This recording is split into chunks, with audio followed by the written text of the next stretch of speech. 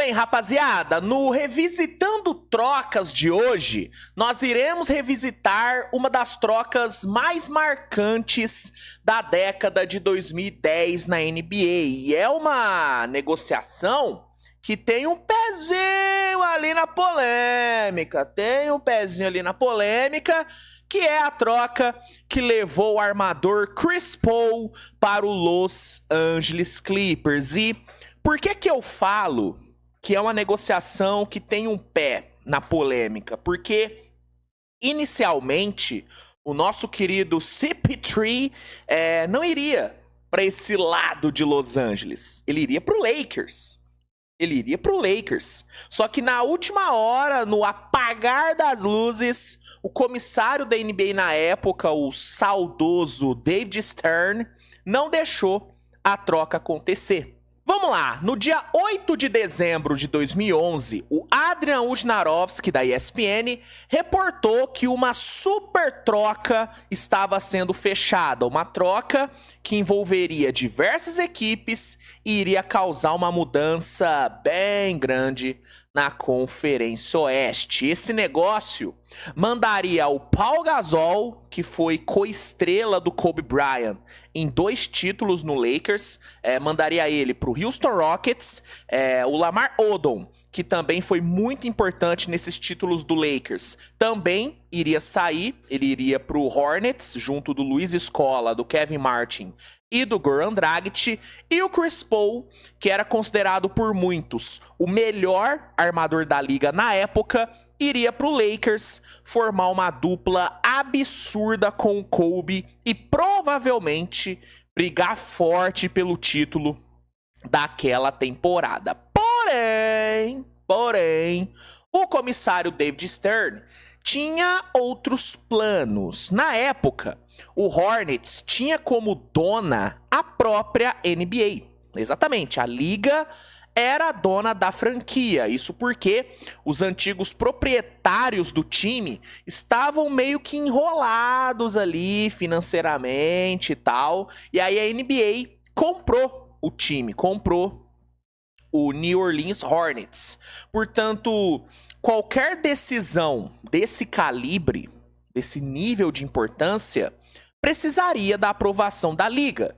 E um ponto que é muito importante ser falado, porque foi decisivo para a decisão que foi tomada pelo Stern, é que naquela época a NBA estava passando por um momento muito conturbado por conta da greve que rolou durante as negociações do novo acordo de trabalho. Então, a NBA estava muito pressionada, e aí se aproveitando desse momento de pressão, desse momento de instabilidade, alguns donos de franquias, incluindo Mark Cuban, que era dono do Dallas Mavericks, e o Dan Gilbert, que era dono do Cleveland Cavaliers, eles decidiram ir para cima do David Stern, meio que obrigando ele a vetar essa negociação, porque na visão deles, essa troca iria causar um desbalanceamento ali da liga, porque juntaria 2 dos melhores jogadores da NBA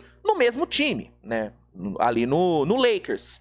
Então, em meio a todo esse caos, em meio a toda essa pressão, o David Stern acabou sucumbindo à pressão dos proprietários e decidiu vetar a troca que levaria o Chris Paul para o Los Angeles Lakers. E foi exatamente nesse momento que o Clippers entrou na jogada. O Clippers estava lá, de boa, sossegado, só observando tudo que estava acontecendo.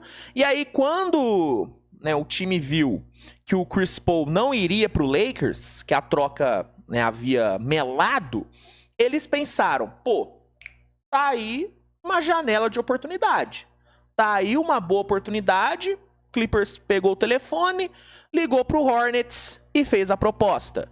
Eric Gordon, Chris Kaman, Al-Farouq Aminu e uma escolha de primeira rodada de 2012, que originalmente era do Minnesota Timberwolves, em troca do Chris Paul e uma pique de segunda rodada de 2015. Essa foi a proposta feita pelo Clippers e foi a proposta aceita pelo David Stern, que enxergou ali que não havia clima para o Chris Paul ficar no Hornets e seria uma troca que não iria causar esse desbalanceamento, esse desequilíbrio na NBA. Então, o David Stern, que vetou a troca para o Lakers, aceitou a troca para o Clippers e assim o Chris Paul foi jogar no primo pobre de Los Angeles, que de pobre não tem nada, né, gente? Não era pobre na época e hoje, então, é brincadeira. Pô, o Clippers vai inaugurar nessa próxima temporada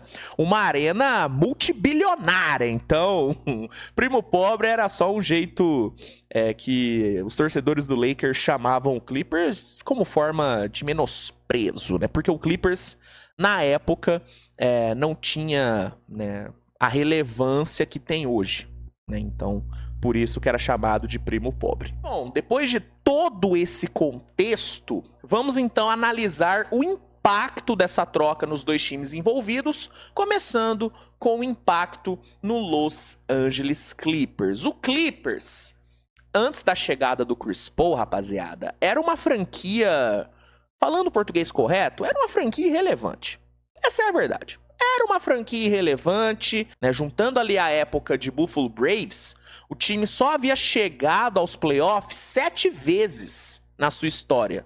E isolando o período já como Clippers, só foram 4 idas para a pós-temporada. Isso até 2011, né? Que foi quando a troca foi fechada. Então, o Clippers era um time sem história, sem relevância. Ninguém ligava pro Clippers. Ninguém ligava pro Clippers.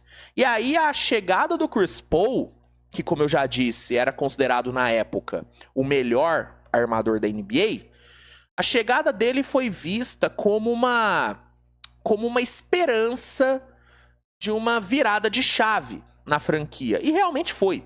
O Clippers foi pros playoffs em todos os anos com o Chris Paul. Foram 6 temporadas dele lá, e 6 idas para pós-temporada.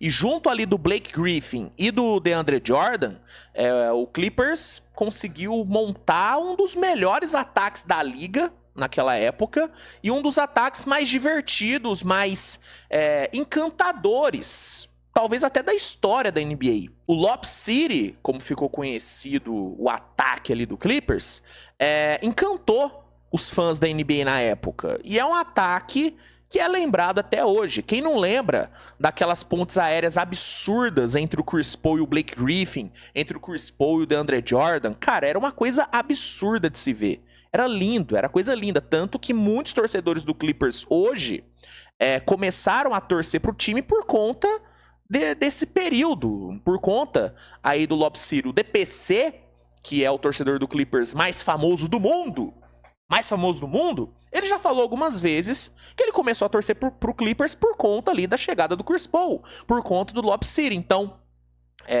esse ataque do Clippers realmente marcou uma geração. E beleza, mas o time nunca passou de uma segunda rodada de playoff, né? O Clippers deu várias, né, pipocadas ali. Beleza, teve ali suas pipocadas. Acho que a maior delas foi ali em 2015, quando tomou aquela virada pro Houston, né? O Clippers chegou a abrir 3-1 na série e tomou a virada. Uma coisa realmente extremamente decepcionante. Só que apesar de nunca ter passado de uma segunda rodada, apesar das pipocadas, dos derretimentos que esse time do Clippers teve, o Clippers conseguiu o que queria quando fechou a troca pelo Chris Paul. O Clippers conseguiu se tornar relevante na NBA, conseguiu subir de patamar.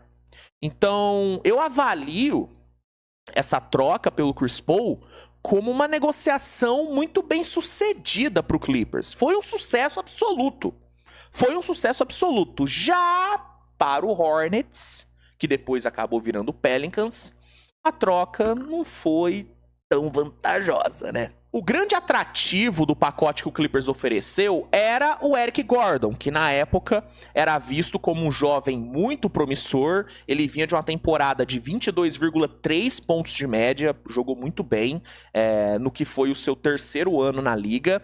E muita gente via o Eric Gordon como um possível All-Star no futuro.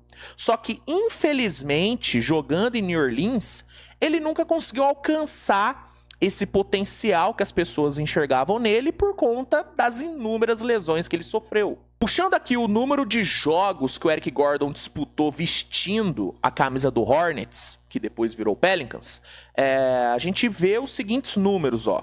Na temporada 2011-2012, que foi a primeira dele, foi a primeira temporada pós-troca, ele jogou só 9 jogos. 9 jogos.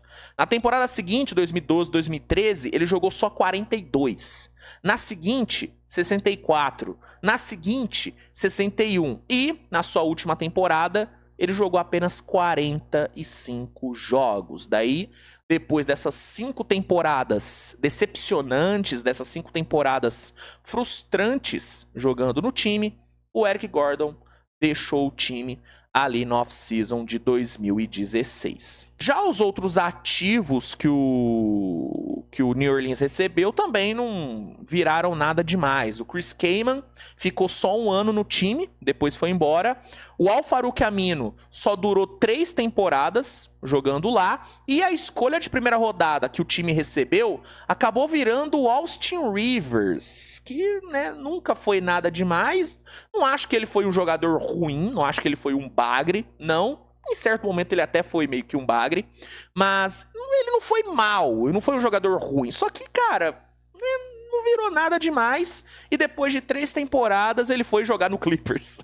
Então, assim, não rendeu nada. A única coisa boa dessa troca foi que, pelo fato de ter sido uma troca tão ruim pro time, o Hornets/Pelicans conseguiu ter a primeira escolha geral do draft de 2012, que aí sim virou um jogador importante para a franquia, que foi o Anthony Davis, que, apesar de também ter sofrido muito com as lesões, ele conseguiu desempenhar bem, conseguiu performar bem pelo Pelicans, tanto que até hoje ele é o líder do Pelicans em várias estatísticas, pontos, rebotes, bloqueios. Então, a única coisa boa mesmo foi que pela ruindade que o time ali virou depois da troca, eles conseguiram ter a primeira escolha geral do draft, que virou o AD. Mas tirando isso, mano, não tem nada de positivo nessa troca. Essa troca não rendeu nada de bom pro Hornets/Pelicans. Então, olhando em retrospecto, foi uma troca extremamente vantajosa pro Clippers, né? Se o Clippers é o que é hoje, é total por conta dessa troca, e foi uma troca, uma negociação simplesmente terrível para New Orleans, que não teve benefício quase que nenhum na negociação, tirando o fato de que, por conta dessa troca, o time ficou tão ruim que conseguiu a first pick de 2012, que virou o AD. Então, é isso. Assim, para mim é uma troca que foi muito boa para um lado e muito ruim para o outro. Não foi nem de perto uma troca ganha-ganha. Mas nem de perto, nem de perto. Então, é isso, gente. Essa foi a história da troca que levou Chris Paul pro Clippers. E eu quero saber sua opinião. Qual é a sua avaliação dessa troca? Você sabia da história dessa negociação? Você sabia que o Chris Paul quase foi parar no Lakers, né? Só que por conta da NBA ele não foi, sabia dessa história? Comenta aí, se gostou deixa o like, se inscreve e é isso, nos vemos mais tarde com mais conteúdo, grande abraço e tchau, tchau.